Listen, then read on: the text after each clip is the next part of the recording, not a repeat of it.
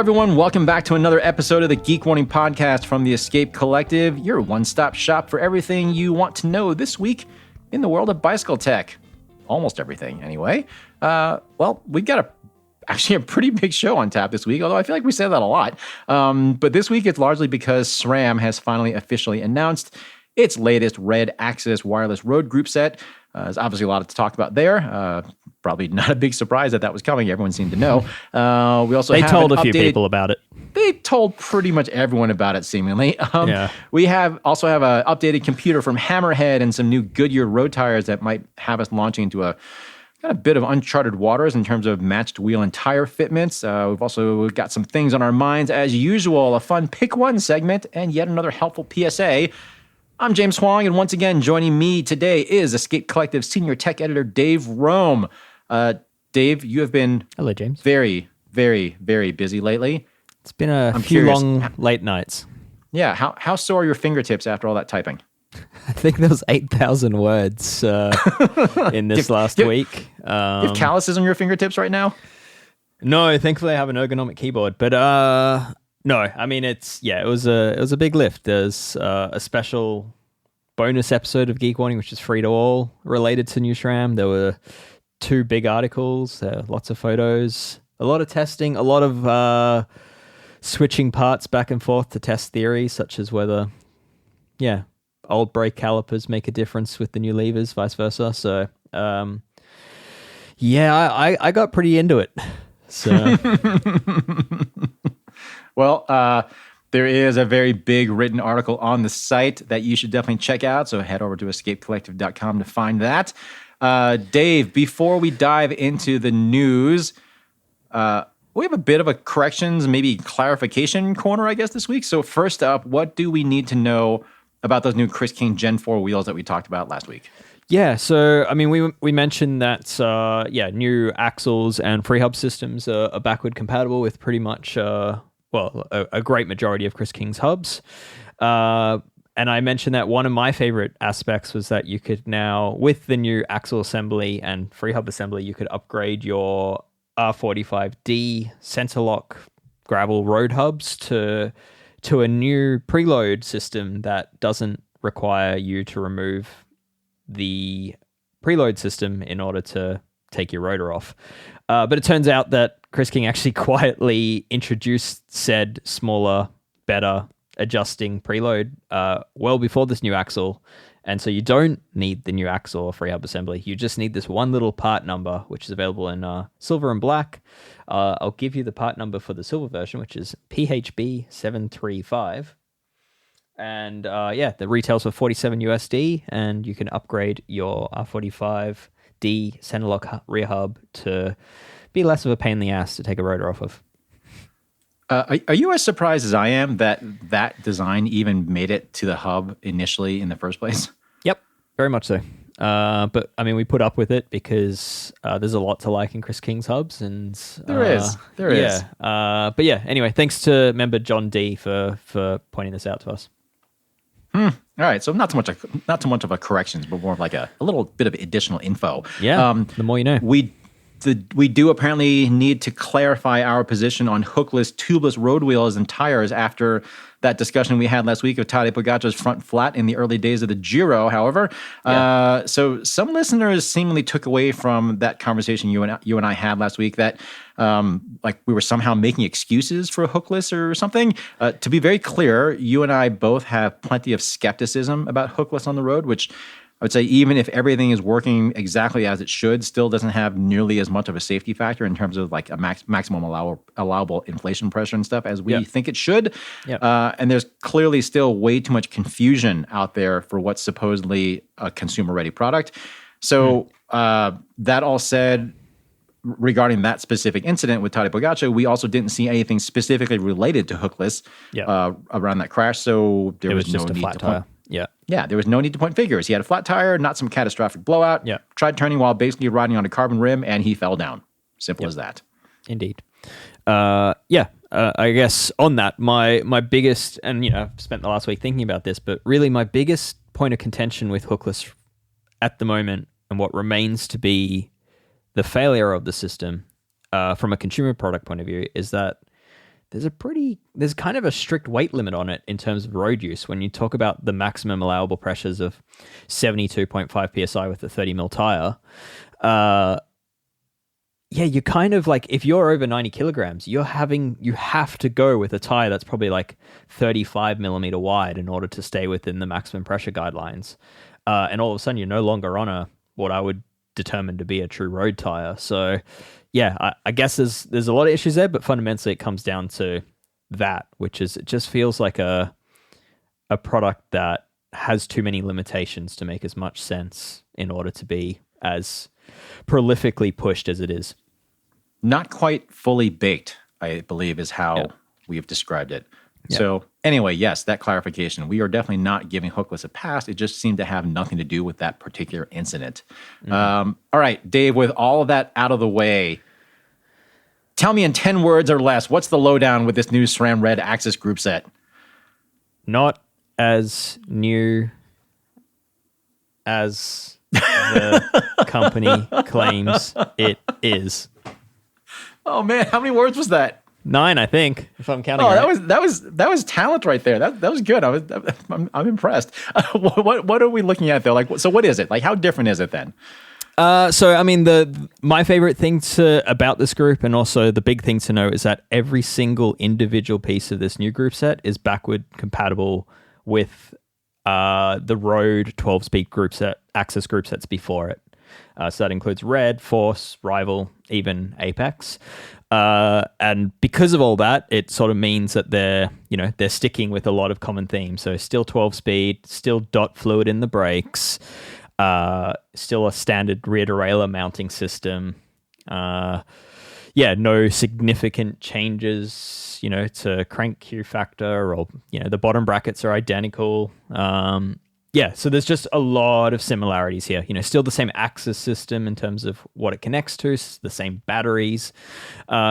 Given all that, like, you can kind of start to imagine that it's not like a revolutionary change. It's iterative. So, and a lot of the effort and a lot of the work and a lot of the changes and talking points are pretty much just in the shifters. So what's different about the shifters? Let's talk about those, because they do look very different. Yeah, so the big thing is traditionally they had a pull piston in the shifter, which sat at the front of the lever in that sort of top hood section of the lever. And right, which is why they were so tall. So tall, yep. And then there was like a little banjo hose that then connected through to that ran down the lever and connected to the brake hose. And that pull piston actually created quite a lot of friction in the system, and perhaps you pulling the lever, which then works a linkage that then pulls the piston, is not super efficient. They've basically mimicked a mountain bike lever design where the lever basically directly now pushes onto the piston, which then pushes the fluid, and so that piston, rather than being at the top of the lever, now actually runs horizontally through the lever. That has completely overhauled what the lever feels like, how much effort is required to pull the lever. It's basically from the hoods. It's like, if your hands are in the hoods, it's close to a fifth of the effort to get the lever moving. And what's interesting is that essentially they're using what is commonly referred to as a radial master cylinder. So not surprisingly, those SRAM Red road brakes now feel a lot like a Megura mountain bike brake lever in terms of how kind of light and snappy it is. Yep. What about the shape of the lever? So that change of piston then allowed them to completely revise the shape as well, which is now a lot lower, but sort of more elongated and slimmer along its length. So I kind of like, it almost feels a bit like a time trial extension in the hand. It's got that much more palm support and is sort of that much more cylindrical when you're holding onto it. That's the other big thing. So ergonomics, they've completely rethought their approach to lever ergonomics. And it's different to what SRAM's done in the past. I'd also say it's now slimmer and longer and more supportive than also Shimano in that sense. Yeah, so you've got a longer upper section on the top to rest your palms. You have more space between the brake lever pivot point and the bar, so you can now wrap 3 fingers underneath the lever body pretty comfortably. Before it was just 2. For sure. You got that lighter effort. And there's so that new shape also comes with a longer reach, which it happens to be on my mind this week. So we'll come back to that later in the episode. We will come back to that. Any difference in terms of like shift performance? Like so big thing for sure, ergonomics and brake lever actuation effort. Any difference as far as the shifting itself goes or the braking performance? Yeah, so it's probably worth noting at this point that we do have a free episode of Geek Warning that dives into a lot of this, but yeah, basically SRAM has not changed the servo motors in the derailleurs, so there are no physical changes to how fast that derailleur moves, but rather what they have done is worked on the wireless protocol to remove some of the redundancy there. They were claiming that they'd trimmed out about 20% of one of the things that delayed the shift, and my understanding is that is related to kind of the shifter trying to figure out whether you've requested it to shift at the front derailleur based on pushing both buttons, or whether you're just asking it to shift the rear derailleur, and there's kind of a delay as it figures what the command is, and that they'd chop 20% of that delay out.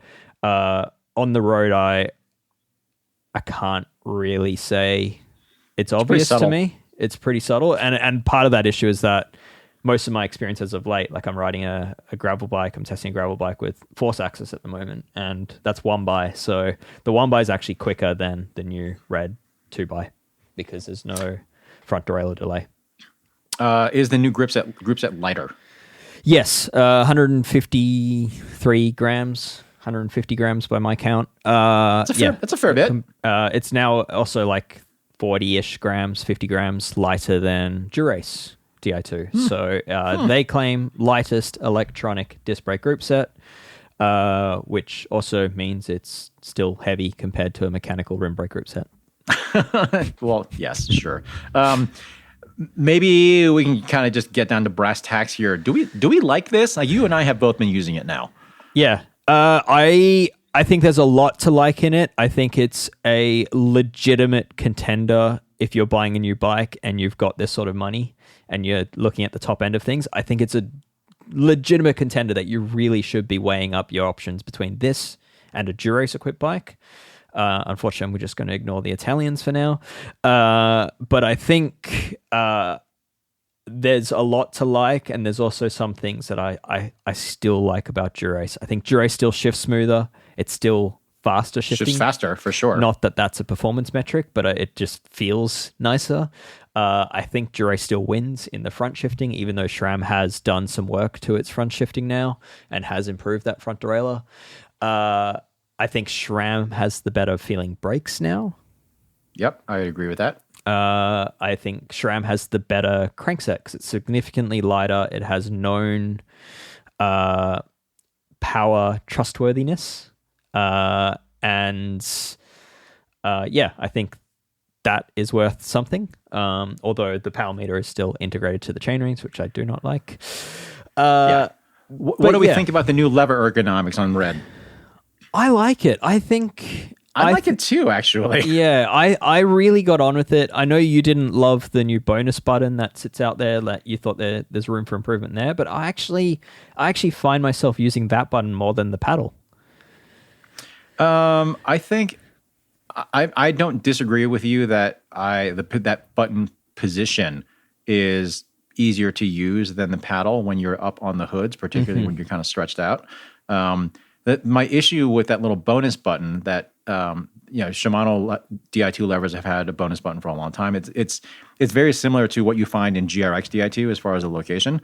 My issue with the bonus button on these new Red AXS levers is that they're pretty hard to find, even if you're not wearing gloves. Yeah. And there's like almost no tactility there's almost no tactile feedback at all when you push it. Yeah, because there's such a thick rubber cover over the top of it. Such a thick rubber coat, and such a light click. Yeah. So that's kind of the only real miss for me there. Yeah. So you're not accidentally going to shift it, but at the same time, it's probably not as easy to shift when you do want to use it. Exactly. So yeah, I like the idea behind it, and I just feel like it should be like I think SRAM did a really good job in terms of a lot of the finish work, like the hood. You mentioned this in your article too, like the hoods, the fitment of the hood, like the quality of how well the hoods fit on the body is awesome. Like they are on there. But yeah, that button, it needs to be a little bit clickier. Yeah. I guess the big thing to consider is just batteries. SRAM does require more attention to its batteries. I feel like I'm always charging AXS batteries. Like I'm looking to my left, I've got batteries just on charge full time these days, and they're just ready. I've just got spares ready to go, and I think that's a good way to go if you've got a SRAM bike. But yeah, that's the big thing is Shimano. The battery is, it's got wires and it connects to a central battery because the two derailleurs are powered by a central battery, and it lasts so long that I think a lot of people forget they need to charge it. Whereas SRAM's always top of mind that your bike needs charging. And I think that's still a massive decision factor between these two options. Right. It's kind of like my neighbor across the street when she got her Toyota Prius however long ago, it went so long on a tank of gas that she actually ran out of gas because she forgot that it needed gas. Yeah. All right. I feel like we're sitting on the fence a little bit, so I'm just going to say it. If you were building up a road bike for yourself tomorrow... and budget's not an issue, are you going Dura-Ace or Red?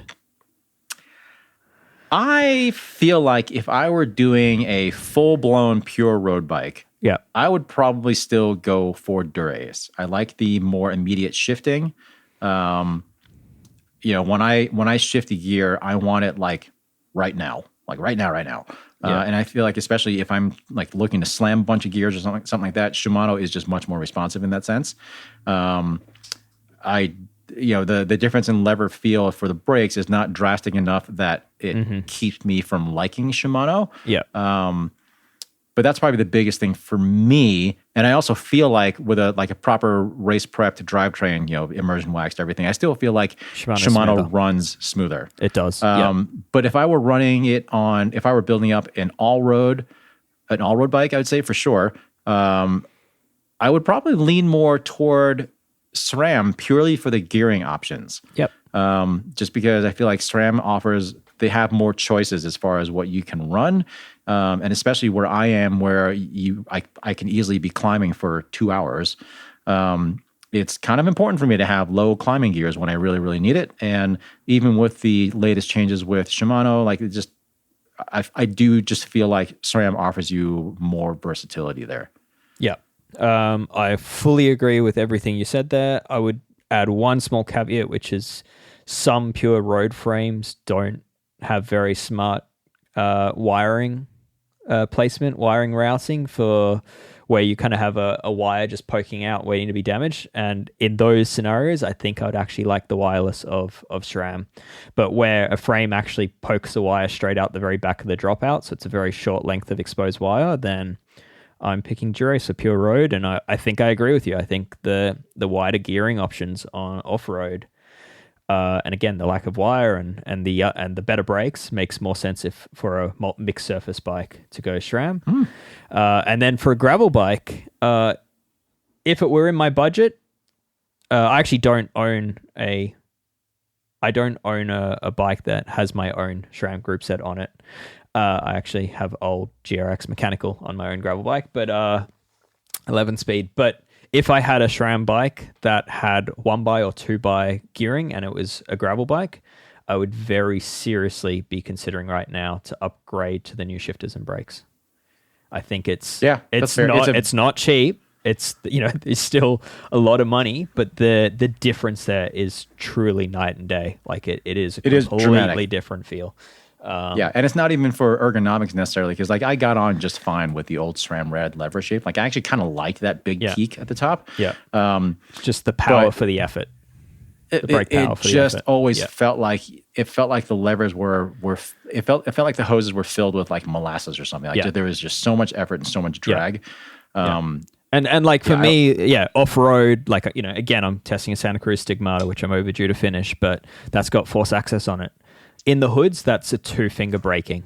When you're off-road and you're going down a steep descent, I don't have the finger strength to keep myself in check with one finger. With these new levers, it's genuinely one finger braking and quite easy at that. So, Yep. All right. Well, I guess we're in agreement on that one. So as Dave mentioned, we do have a separate. I don't know. I feel like we agree on a lot of stuff. Yeah, we do. But as Dave mentioned, there is a special bonus episode of Geek Warning in your feed that focuses exclusively on SRAM Red. David had a discussion with a bunch of engineers at SRAM, just kind of going over a bunch of details.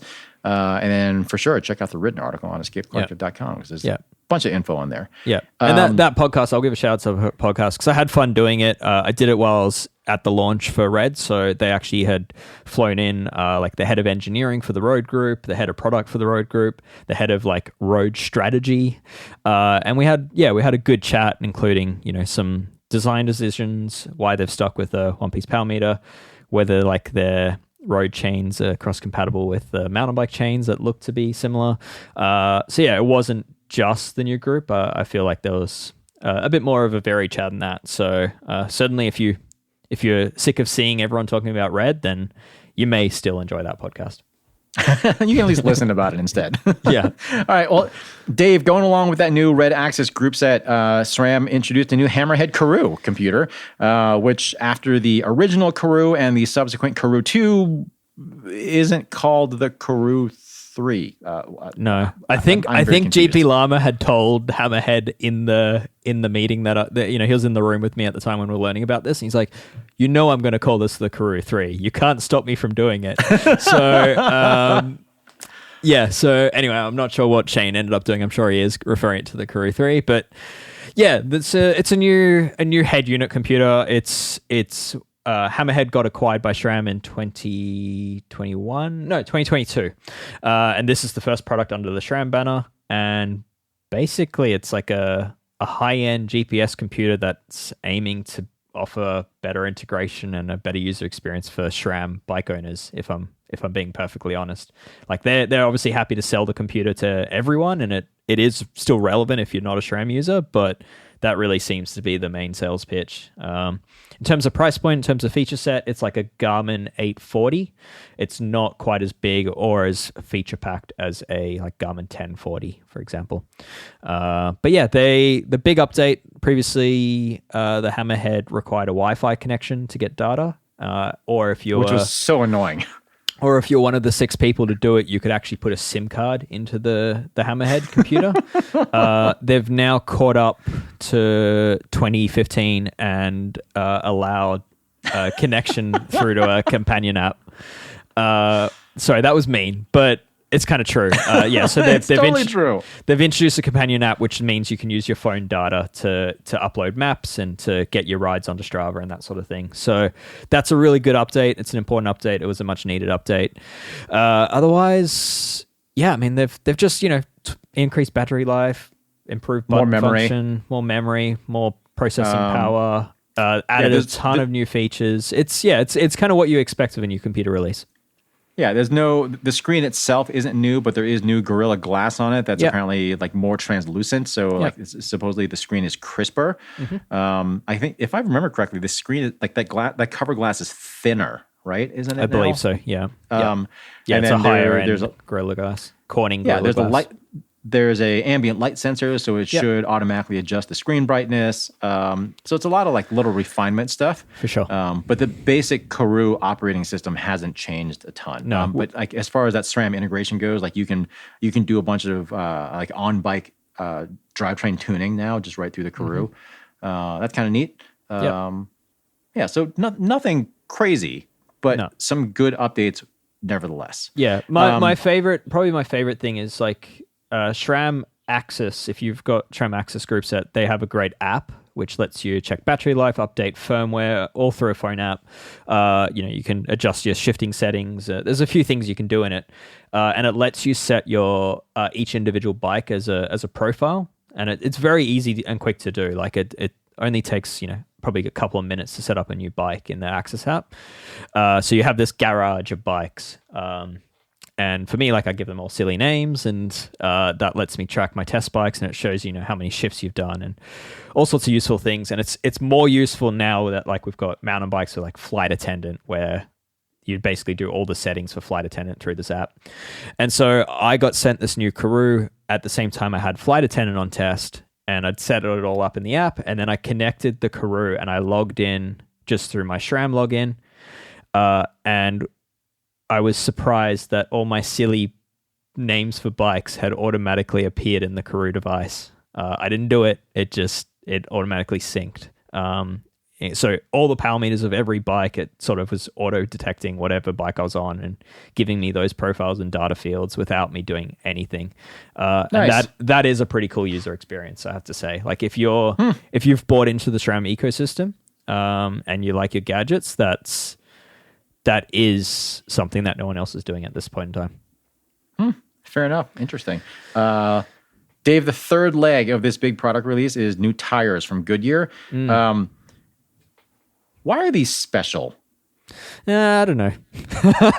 I posed this question to Goodyear too. Yeah, because in the Zipp presentation, yeah, they make it very explicit that Goodyear introduced some new tires. They were apparently developed specifically for Zipp rims, called the Fitment series, and they're saying it's like optimal aerodynamic profile and tire security and stuff like that, whatever. Yeah. I mean, I'm all for tires that fit better and are more secure, particularly, pertaining to this hookless discussion that we had a little bit ago. The weird thing for me is, Goodyear says they were specifically designed for Zipp wheels. But the reason why it's confusing to me is if Zipp wheels are ETRTO compliant, as they're supposed to be, and given how narrow the hookless tubeless rim bed dimensions are defined, what's to keep you from just putting these tires on something else with similar specs? Nothing. So I guess the key thing here is that these tires are designed specifically around 25 millimeter hookless rims. So the casing has been designed so that the 30 millimeter quoted size measures exactly 30 millimeters when you mount it to Zipp's rims. And then the tire tread profile and everything else around that is based around using it on a Zipp rim. So they're claiming that because they've done that optimization, they can get some aero gains, some rolling resistance gains, because the casing is sort of resized. But yeah, there is some confusing communications around this, because Zipp's press release calls out a special bead construction and geometry that creates a superior fit. Goodyear themselves are saying this is more of a performance change, that it's, if you've got Zipp wheels, this gives you that little edge over, their tires, which might be based around a 23 mil rim. It's not super clear. And I think the truth within it is that these tires are perhaps not that different to Goodyear's regular tires as Zipp might be leading everyone to believe. But there are differences.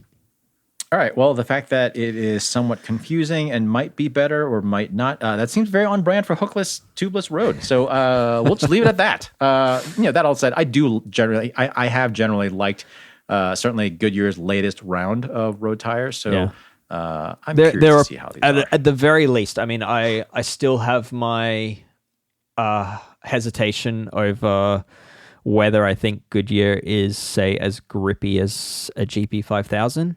And independent rolling resistance tests have sort of showed that they're not necessarily at the very top of the game there. But that said, they actually are a very nice tire to use, in that when you mount them, they fit really well on a lot of rims, and they beat up so wonderfully. They really do pop, easily and wonderfully. So, and even without sealant, they actually hold air pretty okay. Yeah. So there's a lot to like about these tires. I'm not fully sold. I'm not willing to say that they're the best thing out there, because there are some attributes with them that I still prefer the tires for. But as far as the security on a Zipp rim, I'll have to say it's, if I had Zipp hookless rims, I would seriously consider running these tires, just given how perfectly they did seat. All right then. Dave, let's that was a lot of SRAM talk. Let's take a quick break here. Yeah. Okay, Dave. Are you seeing red? God, if I could reach through my computer right now, Dave. I did say just before the break. Yeah. Right. Do you have these just lined up? Like, do you just think of these at night? I've got them written down. All right, sorry. So cross that one off. I mentioned right before the break that was an awful lot of SRAM talk, but we're going to talk about it yet a little bit more. Oh, no. It kind of in a more generic sense, because one of the things that SRAM didn't make a big deal about with the new Red AXS stuff is the effective reach on the new levers, which we kind of were alluding to earlier. And I believe, Dave, you've got something on your mind about that as far as how this whole thing pairs with various handlebars and stuff. Yeah, what are we looking at? It's a broader topic that I think ever since road bikes went hydraulic disc brakes, no one has discussed. Well, sorry, people have discussed it, but no brand has discussed that they basically made your bike's reach effectively longer versus the old shifters you had. So, because a lot of these shifters, in order to fit the master cylinders inside, they've elongated the reach. So, where your hands sit on the bike means you're more stretched out in your bike position. And this dates all the way back to like the Shimano 785s. Exactly, it does. So, this is not a new issue. It's literally the introduction of hydraulic disc brakes to road bikes has happened. No one discussed it. There have been some iterations of like lower end Shimano levers, like the Sora levers for a while got non-series Sora level levers. I'm struggling to remember the name of them, but they looked kind of like the new SRAM, but even more comically long. They were enormously long and really did have an impact on a bike's reach, but no brand discussed it. No one speccing bikes accounted for it. You know, like we didn't see stems get shorter to make up the difference. It's just kind of completely overlooked, and no brand claims to. No brand is giving you these reach numbers for the hoods either. So that is something and there's no standard established for what that number would even be. There's no standard established. So that is something that, SRAM kind of just completely glossed over with the new Red, but they are longer. It's hard to measure this thing, and because the new levers are meant to be run at a taller angle than before, it's hard to do an apples to apples comparison, but it looks like there's about a 5mm gain to your reach by using these new levers. And also the same applies for Shimano. Shimano levers are that little bit longer as well. So yeah, I just think it's an interesting topic, and combine that with what I'm seeing from a lot of bike speccing handlebars that are now seemingly, for a while we had a lot of compact handlebars. I'm starting to see reaches grow out again. And it just makes no sense to me, given that we got longer brake levers, longer hoods, being combined with longer handlebar reach, but the frame reach itself hasn't grown. The seat tube angles, yes, people are running seats slightly more forward than they used to, but that's not really being adapted for. And yeah, I think people are just getting more stretched out without knowing it. I mean, going with a longer reach, well, if you are running a more forward saddle position, using a longer reach lever and a longer reach bar, like we're seeing 80 mil reach bars all over the place now. Yeah. But going with those two things is an easy way to adapt your position without having to change your frame. Absolutely. But that also shifts your weight bias pretty heavily onto the front, heavier onto the front wheel, which depending on the type of riding you're doing may or may not be a good thing. No. So yeah, I think it's just, it's an interesting trend. It's not something that like I'm saying don't buy the new SRAM because of it, but I'm saying be aware of it, because basically if you're buying a new bike, this is a thing. So if you're coming from a rim brake bike or a bike with a 70 mil reach handlebar on it, chances are you might be surprised that even though you've bought a frame with the same reach, you're using the same stem length, the head tube angle is roughly the same, that the new bike feels longer. High chance it's in the handlebar and levers. Right. It's kind of like how if anyone out there has upgraded from GRX mechanical to GRX Di2, a lot of those people probably found themselves having to shorten their standards by 10 mils or so. Interesting. Yeah. So on top of this, then we've also got the trend of bar width. Bars, people are going to narrower bars. I know I have. When I was racing, I was put on by when I was racing as a junior, should I say, I was put on ridiculously narrow bars. I was put on, I think they were 38s at the time, 36s, and everyone sort of laughed at me. And then over the years, I sort of trended to 42s, and now I've trended back. All my bikes have 40s. If I'm picking a road bike tomorrow, I'm going to ask for a 38 because a lot of those bars now flare, so it's 38 at the hoods. Bars are narrowing bars are trending narrower. I got carried away there, but and so the idea there, this is a lesson still being learned in mountain bikes, but I think is more commonly known. But the narrower your bar goes, the shorter your effective reach is. So I feel like we're kind of balancing out. Bar reach is getting longer, shifter reach is getting longer, but people are going narrow on handlebar, and they're kind of evening out to the same starting point. But it's just worth knowing the relationship between all of these and keeping that in mind. Well, I wonder I wonder if internally at SRAM someone just mocked up a concept of levers that just bolted directly into the stem. Yeah. Somehow. Like, just not even bother with the handlebar, just stick them right on there. Yeah. What you're describing is a time trial bike. But yeah, anyway. So anyway, I think it's just, it was on my mind. I think it's a really good topic to discuss and put into people's mind that, if they're talking about drop bar fit, your handlebar shape, your handlebar reach, your handlebar width matters hugely. And then even the levers that you're putting on them can have a pretty significant change to your overall reach. So if you're looking at frame geometry and tossing up between one or two because, one's got a reach by 2 millimeters longer than the other, that's not where the problem is. Yeah, and it's certainly something to think about if, based on everything that we've been talking about so far, if someone out there is considering switching from current generation SRAM Red, well, I guess previous generation SRAM Red to this new stuff, and especially if you have a one-piece integrated cockpit, be prepared to potentially make some fit adjustments based on the new dimensions of those levers. Yeah. All right, Dave, we really, really are not going to, we really are going to stop talking about SRAM related stuff in general now. Although again, like that on your mind thing was a little bit more generic. But anyway, let's move to pick one, because I feel like we've got a pretty good run of pick ones here and we've been having some fun with it. I don't think we've done this one yet, this category. Let's do tubeless plug kits. What are you going with here for tubeless plug? And I wonder if the choice would be different for road versus mountain. What do you like for a tubeless plug kit on the road? I think anyone that's listened to me for long enough or has read my things will know I'm a bit of a fan of Dynaplug. So Dynaplug was one of the original offerings in the market. They've got a patent on this design, which is basically a brass tip that is formed / a part of the rubber plug that follows it. So you basically insert the brass tip through the tire and it leaves the plug in place, rather than using the more traditional sort of rubber plug and then an insertion fork to get it through. The idea there is that the brass tip is actually narrower than the traditional insertion fork, so it doesn't open up the hole as much. And then the brass tip stops the plug from coming back out because it's wider than the plug, and it's also preloaded, so it's always ready to just jab in, kind of like an EpiPen.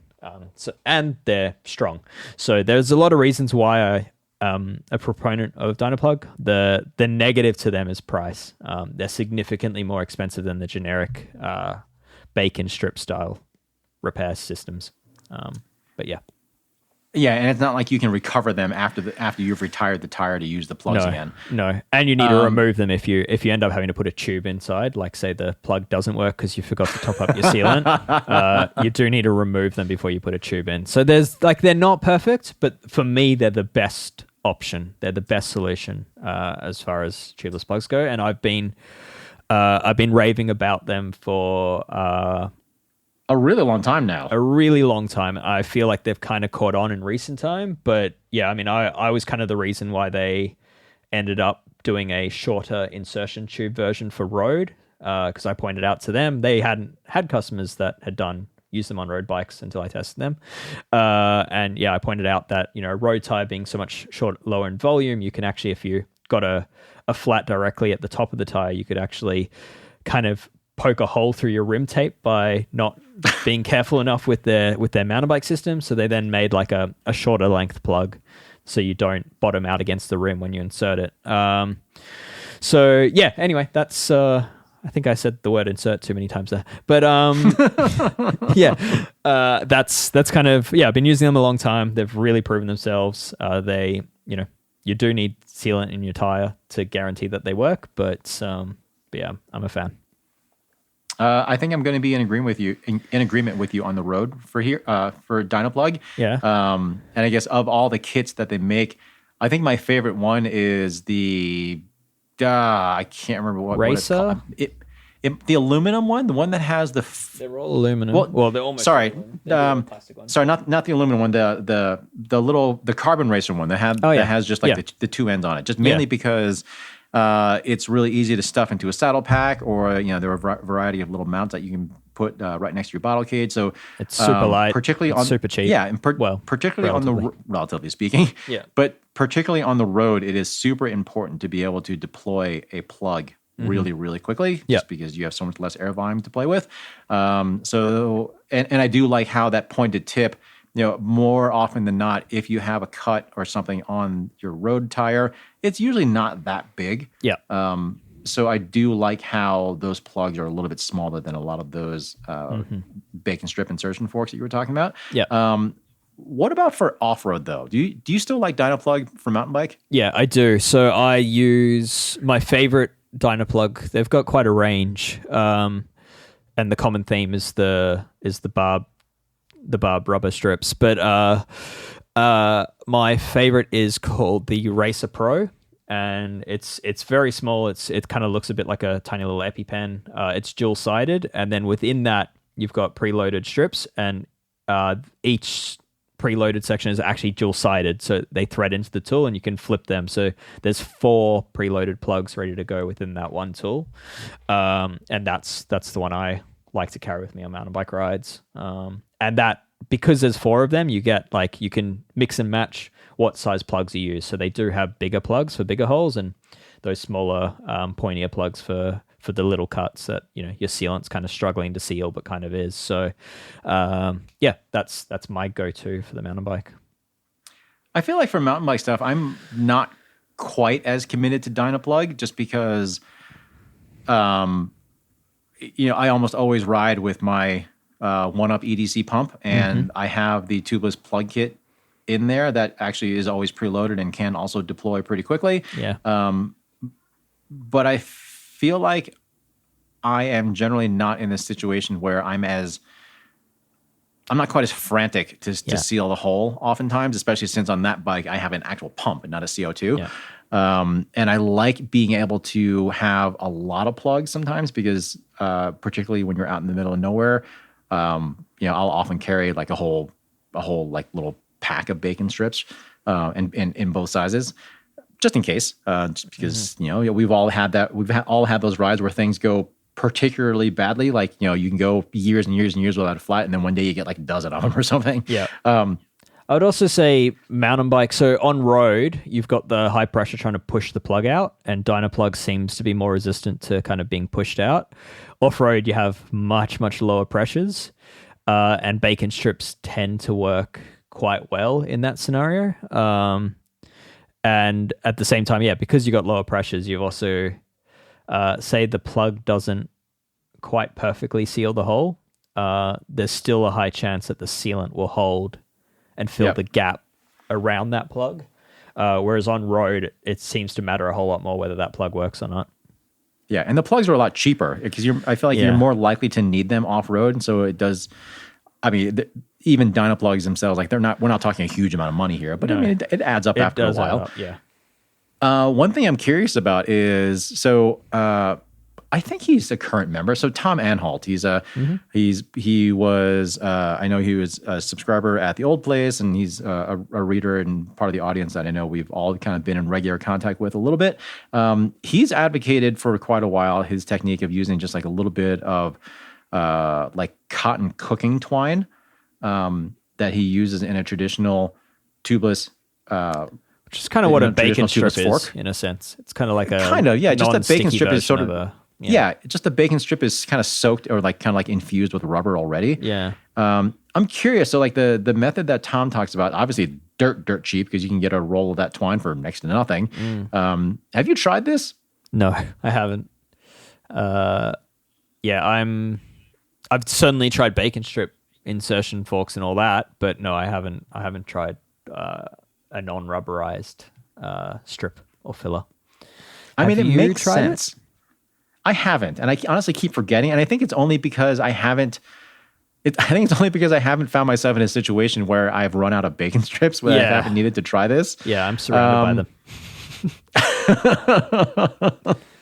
So I am curious. I should just make a point of trying it, just jab a hole in a tire, just try it out at some point. Because I am curious if it works. Because in theory, as long as you said, as long as you've got a decent supply of reasonably fresh sealant in your tire, I don't see why it wouldn't work. Yeah, it should certainly work. And yeah, I mean, it's basically the exact same theory as a traditional bacon strip, which comes from the automotive world as a tire plug idea. So it's, I think there's merit to what he does, but I also think bacon strips are cheap enough that,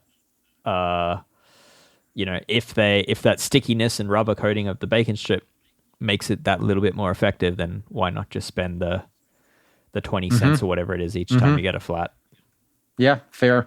Have you had any experience with something other than Dynaplug or bacon strips, which basically would just be either like the WTB / Clever Standard setup or the Stan's Dart? Have you played with either of those? Stan's Dart, yes. I haven't played with it since the original version, which had a plastic tool that used to always break. So the plugs were actually quite good, but the tool would leave you with an inner tube in your tire. The Clever Standard stuff looks quite smart. It's honestly, it basically merges what Dynaplug does, but with a bacon strip. So you've got like the insertion bullets that are reusable. Clever idea. It sort of skates around the Dynaplug patent in a way, but in a pretty clever, unique approach. Yeah, I think it's smart. I suspect it works. I haven't used it yet. I believe I am getting my hands on some soon. Yeah, I mean, I've got it set, and again, I should just start punching holes in some tires because if I wait for a flat, it may or may not be a while. Anyway, with that said, I'm surely going to get a ton of flats this weekend. All right, Dave. Well, I would say this was maybe not our most exciting pick one segment because this is one of those ones where we kind of mostly agree on stuff here. Felt a bit deflated. Yeah. Flat. God. Dave, let's move on to our PSA, okay? Because for God's sake, I hope you don't have punch tired. for this I'm one. so sorry, everyone. Dave, this week's PSA is related to headsets again. You had something that you wanted to talk about, so what is it? It's definitely a PSA we've done before, but I think it's that time that we remind you that chances are if you have a modern bike, there's a high chance that your headset might be loose. Because, things don't stay together as reliably as they used to, it seems. So, just check for a loose headset. I'll get to that in a second. But basically, riding a bike with a loose headset is going to cause unwanted wear in places you don't want it. Namely, it's going to cause the compression ring that keeps the headset compressed and the bearings, bearings running tight, that can wear into and dig into your steerer tube, which is bad news. And it's mostly a problem on anything with a carbon steerer tube, where the carbon is significantly prone to abrasion from often metal compression rings, but it can also be a safety factor on metal steerer tubes with enough if you ignore it for long enough. So, check that your headset isn't loose. And James, what's your advice for doing that? Well, I know this is something that we've talked about a couple of times. I often like to lock the front brake and turn the front wheel 90 degrees and then just sort of like rock the bike fore and aft to see if there's any play in there. Because otherwise, if you just do it with the wheel straight forward like you normally would be riding, then you might be feeling a little bit of play in assuming you're running disc brakes, you might be feeling a little bit of play in the pads inside the caliper instead. So turning the wheel 90 degrees will help avoid that. Zach Edwards from Boulder Gruppetto, he had a really, really nice solution for that as well. He was basically saying, like, if you can independently turn your headset cover, then that is often a good, that's often a good sign that your headset is loose. Headset cover, or if you've got cylindrical spacers. That's the other. And cylindrical is the key there, because I would say that the reason why I still rely on the turning the bars 90 degrees and rocking the bike back and forth is because now we have so many bikes, particularly road bikes anyway, that have shaped steer tubes and shaped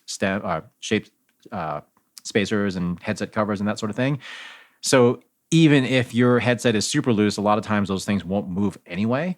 So I still like to use the rocking technique. Yeah, and I'd probably just add one little caveat to that, which is there are some bikes out there where the headset top cover runs so close to the frame that it kind of supports the headset in the event you do try rocking it, and it can still feel like it can kind of hide a loose headset. So, just sometimes it might pay to check. Put your hand at the top of the headset, and also down at the crown where the bottom of the headset sits, where the fork comes into the frame, and see if there's any movement in either. That's kind of, do the Zach Edwards method of, seeing if you can rotate anything if it's round, and also what James says, and you'll probably be able to figure it out. On top of that, also, just any random knocking, if you were to drop the front end of the bike onto the ground, often it's your lights or your pump on the frame that makes noise, but that can also signal something's loose there. Yeah, I guess the reason why this came up as this week's PSA is in our last Ask a Wrench episode, we had a specific question from an Escape Collective member talking about how his Specialized Crux always kind of had a clunk on kind of bigger impacts. It didn't really seem like the headset was loose on just kind of like smaller buzzy type stuff. And then since then, our Discord channel for Geek Warning, I think it was in there, like someone had mentioned that I think they work at a shop, and they have a specialized dealer that has seen that's had quite a few Cruxes come through.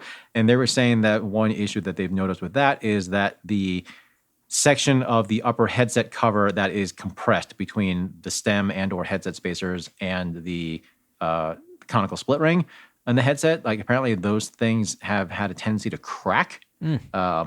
And then at that point, you're never going to be able to get a proper headset adjustment, and it's just not going to be right. So anyway, point being, if things just still don't feel right up front, it is worth really, really figuring out where that play or clunk is coming from before you end up with a damaged steer tube, because that is a problem. Yeah, your headset, there shouldn't be any creaking in the front of your bike. There shouldn't be any knocking in the front of your bike. And if there is, I would say don't be too proud to try figure it out yourself. Just go find yourself a good mechanic, because it could be something that is easily overlooked or needs a more experienced eye over. So, it is a safety critical component. It's incredibly expensive to fix if you ignore it. So, definitely, this is one area of the bike that I would say, a lot of home mechanics could probably benefit from having a professional check it.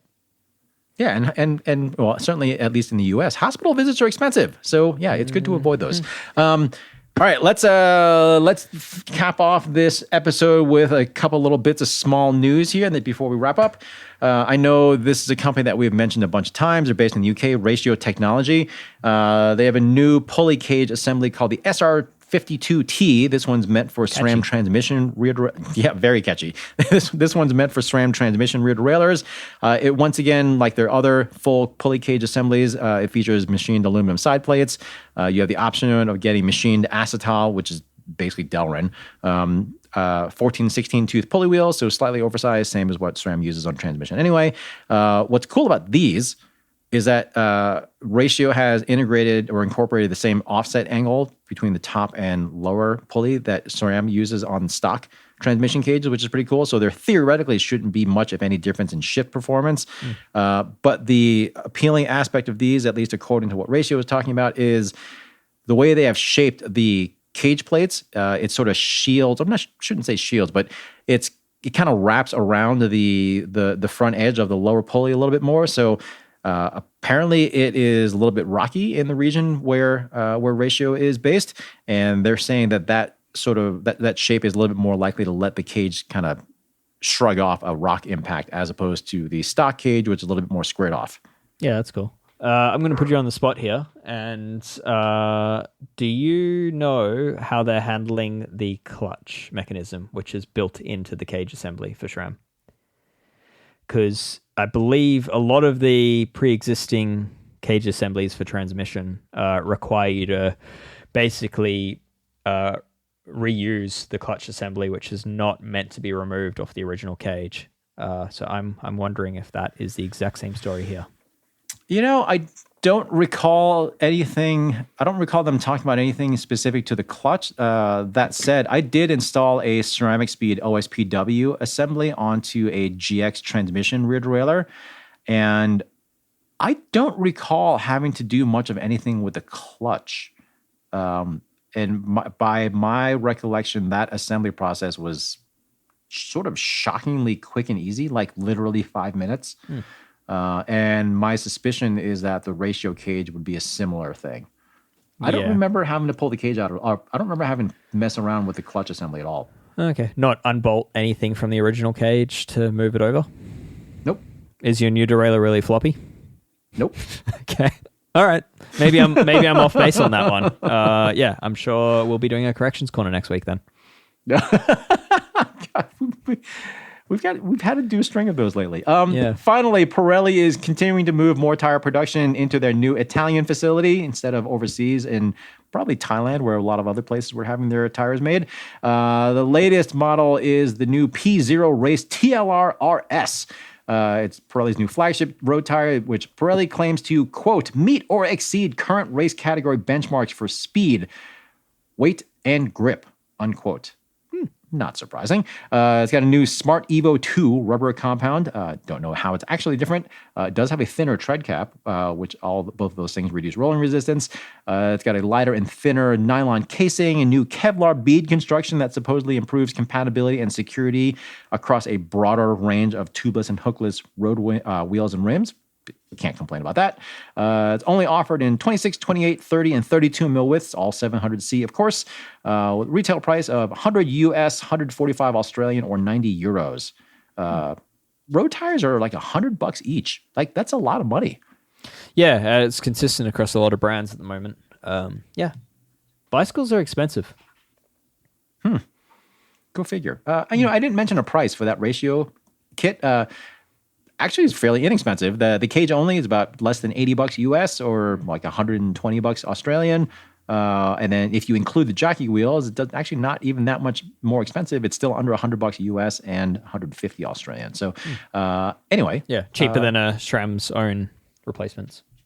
Yeah. So well done ratio. And I do have a set of these Pirellis on hand in 28s. I haven't had a chance to ride them yet. But they do feel quite supple. I will give them that. All right, Dave, that will do it for this week's episode of Geek Warning. What final words do you have for our listeners here? Yeah, thank you to those that support us through subscriptions and memberships and make everything that we do possible. But if you don't support us yet and you like what we do and you want to see Escape survive, then please join. We've got monthly and annual options of different price tiers. Anything that you do makes a huge difference for a small company like Escape. And to do so, please head to escapecollective.com/member. Dave, how much money do we get from ads right now? How big's that pile? How big's the pile? Let me count it. Oh, it's 0. Yeah, I mean, we are entirely member funded at this time, and it's every membership counts at this time. So we're not profitable and need more members in order to get there. So if you do like what Escape Collective is doing and you want it to survive, then support it.